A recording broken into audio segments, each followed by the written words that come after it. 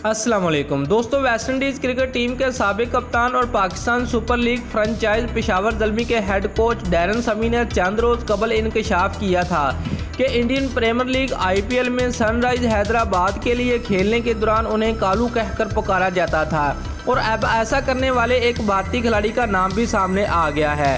तफसीलात के मुताबिक डैरन समी का कहना था कि इब्तदा में यही समझता हूँ कि कालू का मतलब ताकतवर घोड़ा होता है, लेकिन अब मुझे मालूम हुआ कि इसका मतलब क्या है और ये जानकर मैं बहुत गुस्से में हूँ, जबकि मुझे इस नाम से पुकारने वाले खिलाड़ियों को माफ़ी मांगनी चाहिए।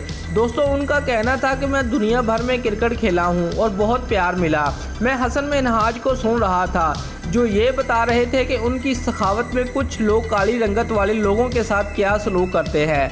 मैं ये कबूल करता हूँ कि मुझे जब नस्ल परस्ताना नाम से पुकारा जाता था तो मुझे उसका मतलब मालूम नहीं था।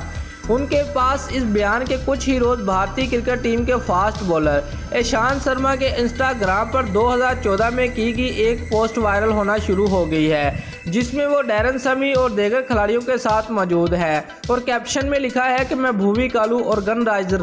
दोस्तों, अगर आपको हमारी ये वीडियो पसंद आई है तो लाइक और कमेंट ज़रूर करें और हमारे चैनल को सब्सक्राइब करना मत भूलिए। शुक्रिया।